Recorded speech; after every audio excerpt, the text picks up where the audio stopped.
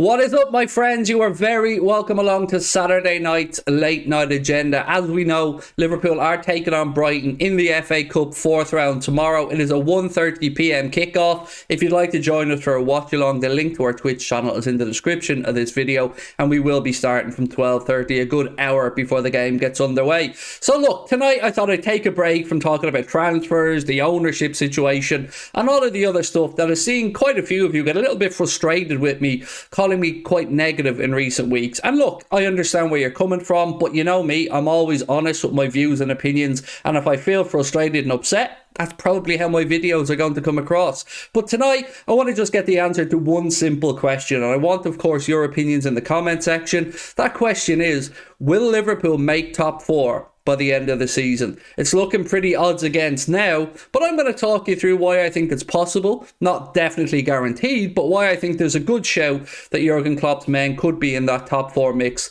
by the end of the season. Drop a like on the video if you enjoy it, and of course do hit that subscribe button. So look, we're coming into where we're usually a bit stronger in the season. The second half of the season, we're expected to be stronger. Our manager's always mentioned that he believes we will be stronger. And I think the fact that we've had so many attacking players out, coupled with, of course, Virgil van Dijk being out recently as well, hasn't really helped Jurgen Klopp or this team get any momentum. So is that going to change over the next 6-7 weeks, or will we fall too far away? Well, let me start off with, will it change? I think it will. I think that Liverpool are close to getting the likes of Jota back, and it might be a little bit longer before we see Diaz. I think March is touted for him. Virgil van Dijk, again, they're aiming for the Real Madrid game there. But the next 5 games for me are going to be absolutely pivotal. These 5 games, 2 of them against our competitors for top 4 places, I think will make or break the top 4 race for us this season. So first of all, we have Wolves coming up next Saturday. That's a 3 p.m. kickoff, and you would hope that the win we had there in the FA Cup with that marvellous goal from Harvey Elliott would give the lads a bit of confidence travelling back down to Molineux. Wolves obviously now under Julian Lopetegui. It's never going to be an easy game, but you would think if we do harbour ambitions for that top 4, that should be a game we're penciling in looking for 3 points. Then we move on to a big one, the Merseyside derby, and it looks like Sean Dyche, by the time we play that game, will be the new Everton manager. Will that be enough to save them? I don't think so. Not for this one. Not on a Monday night under the lights at Anfield. I can only see one winner in this, and that is the Reds. So for me, hand on heart, if I'm looking at those 2 fixtures, I'm not going to say it's a handy 6 points, but it's a very believable, achievable, good aim to get those 6 points. So if we can stay on board for just a second and give me those 2 wins, whatever else you think, just give me those 2 wins and we'll push on. The next one, though, is the big one. The first of 2 massive games coming up over the next month or so, and that is away against Newcastle, 5:30 kickoff on Saturday under the lights in St James's Park. This is one of the biggest games of the season for me. Newcastle are in absolutely amazing form. They're bringing in Anthony Gordon from Everton as well, and they haven't conceded a goal. I think Nick Pope's over 10 hours now since he's conceded a goal, which is a truly remarkable record. We know only too well how difficult it was to beat them at home. It took a very, very late goal from us to get over the line in that one. But if we really want to have top 4 ambitions, I think we're going to have to try and do the double over Newcastle this season. And this is, I think, the acid test for Jurgen Klopp's boys. If we can go up to St James's Park and get a victory, and I do think a victory is what's needed. Look, a draw wouldn't be the end of the world, but a victory for me is what's needed there. That will put us in a very good stead as we look to push on. And it will also obviously close that gap. As it currently sits, we have a game in hand over the teams ahead of us. That will close the gap down to 7 points, thanks to Newcastle and Manchester United dropping points last weekend.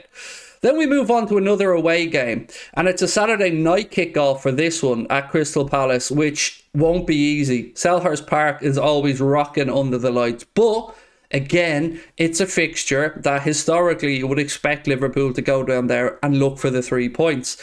So we got to get that victory as well. Then all roads lead to Saturday the 5th of March. Liverpool versus Manchester United. Sunday, 4:30 p.m. kickoff on Sky Sports.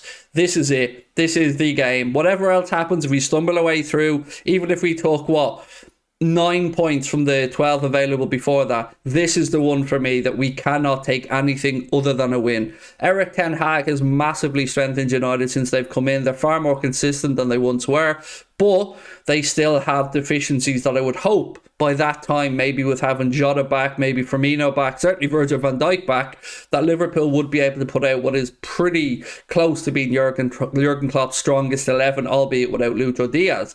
So that game for me is the one that I've really penciled in. If we can pick up a win in that game, and then you've got the likes of Arsenal, Manchester City playing each other a couple of times, you've also got Spurs with some difficult games coming up, it is possible. But from these 5 games, for me, realistically, if you could offer me 13 points, I know that it's a big leap of faith for me to sit here and say Liverpool can take 13 points from those 15. But I think that's kind of where we need to be to start closing this gap down.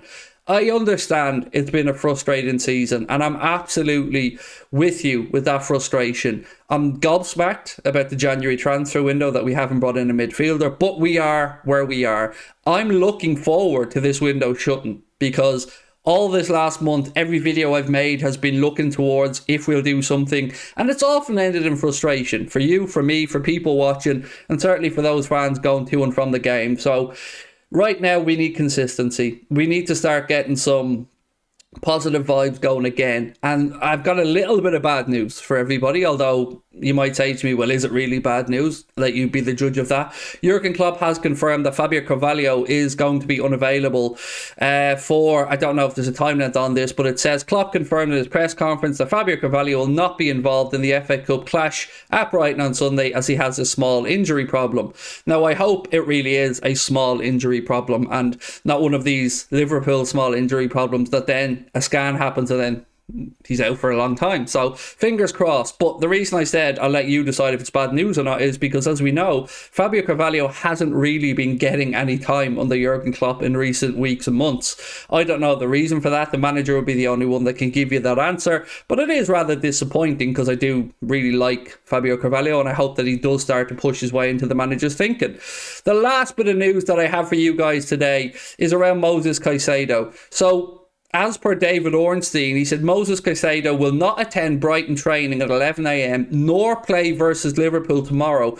Brighton have told the 21-year-old Ecuador midfielder to stay away from the club until February the 1st, when the transfer window closes, and expect him to be part of the squad for the second half of the season. I'm sure you've all seen Moses Caicedo's post on Instagram and a couple of various other social media platforms where he's thanked the club but spoken about his desire to want to push on and move to a bigger club and become, I think he said, the most decorated player in Ecuadorian history. Remains to be seen what happens there, but it is definitely an added boost to us if he isn't available tomorrow. And look, if he isn't available for Brighton as the season goes on, depending on where he goes, you never know, could be another added benefit to us. So as we are sitting here right now, Liverpool have a very, very, very, very important next 5 games coming up. So the whole title of this video was, can Liverpool or will Liverpool make top 4 at the end of the season? And you know what? The optimistic part of me is going to come out here, and I'm going to say yes. And the reason for that is, just look at the historical run-ins that we've had. Just look at how good we have been when the pressure has been on and the wiggle room has started to close down. Every season, every year, these boys have gone to the well for the manager and come back and ground out the results to get there. Nothing in our recent history suggests we can't do it again. So I guess it's time to put up or shut up, and I'm positive, I'm optimistic, I'm hopeful that come the end of the season, Liverpool will be in those Champions League places. And hey, you never know, maybe we spring a surprise, knock Real Madrid out, and we could be going in via that route. Who knows? Look, it's over to you, my friends. Let me know your thoughts in the comment section. Drop a like on the video, and please do hit that subscribe button. I will talk to you guys tomorrow after the Brighton game. Keep an eye out for match reaction, player ratings, and then of course the match reaction with myself and Mr. Paddy Murphy. Over to you guys. Hope you have a lovely Saturday evening, and I'll talk to you soon. Much love.